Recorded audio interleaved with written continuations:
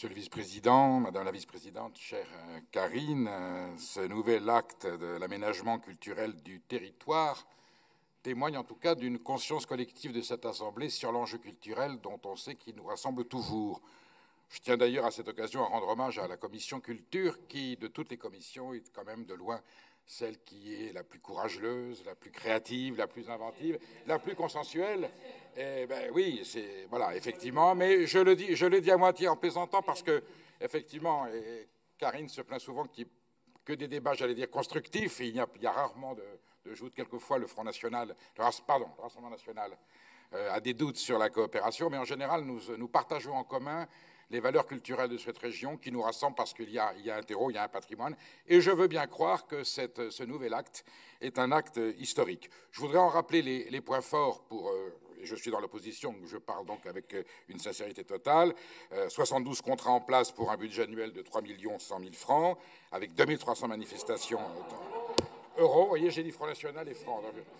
Oui, tout à fait, même réactionnaire. Voilà. Il faut ajouter 66 dispositifs Capassor en 2023, 20 projets à vos idées depuis 2017, sans oublier le soutien aux arts visuels, le FRAC, le ciné-mobile sur un maillage territorial ample et en constante progression. C'est vrai, quand on voit la carte, c'est criant, pour un budget de 4,2 millions d'euros. Et cette évaluation valorise également la complémentarité des disponibilités et de la diversité de l'offre artistique. Ça, on en convient.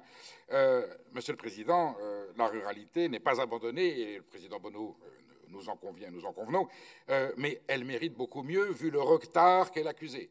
Et cette synthèse entre culture et territoire et ruralité est, à mon avis, au cœur de notre démarche, puisque ce que nous voulons, je ne vais pas dire c'est évangéliser, on n'en est pas là, mais c'est culturer des territoires qui ne l'étaient plus et qui sont porteurs d'un patrimoine très, très, très puissant. On rejoint le problème du vélo. Alors le cyclotourisme, c'est bien, mais le vélo doit être aussi du cyclosocial, j'allais dire du cyclosocialisme. Nous adhérerions tout de suite au projet si vous le présentiez comme tel. Voilà. Mais allons chercher le plus loin possible et allons porter la parole de la région et nos valeurs culturelles. En gros, le bilan est globalement positif, comme dirait un grand leader de la gauche, qui l'avait dit, grâce auquel d'ailleurs le Parti socialiste est passé devant le Parti communiste. Si Georges Marchais n'avait pas été là, vous seriez resté en deuxième position. Un bilan globalement positif confirmé par le Césaire. Voilà. Sauf qu'il y a un débat philosophique. Il n'y a pas de territoire de culture sans une culture territoriale. Et je m'interroge, avons-nous bien au fond de nous une culture territoriale qui nous fait aimer ces territoires et porter notre parole? Cette culture territoriale a plus, et c'est dit dans le rapport, ça appelle plus de visibilité. Il convient de pousser le territoire plus loin encore vers cet engagement culturel. La mise en place de ce projet de refonte des parcs bouscule un peu la pratique habituelle et ce en quoi elle est un peu révolutionnaire, mais elle pêche encore par son manque de lisibilité et surtout de synergie territoriale. Alors, on l'a évoqué, Delphine, tu l'as dit, les collectivités doivent travailler ensemble. Et moi, je fais remonter l'information.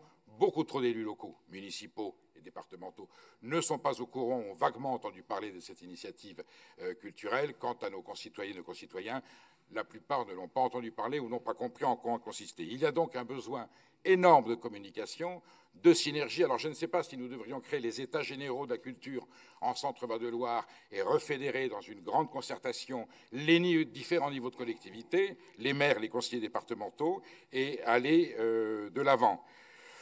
Cette maille territoriale, on l'a vu, elle est précieuse. Je pense qu'on doit la resserrer davantage. Je pense qu'on doit la faire communiquer davantage entre elles. Il appartient au Conseil régional d'aller toujours plus à la rencontre des élus, des citoyens, parce que nous portons un message de rassemblement, de consensus, et aujourd'hui, nous avons besoin de culture. Et justement, ces territoires qui se sont abandonnés, oubliés, c'est par la culture que nous allons les récupérer, c'est par la culture que nous allons renouer, bien sûr par le vélo, bien sûr par d'autres mesures, que nous allons renouer ce tissu social.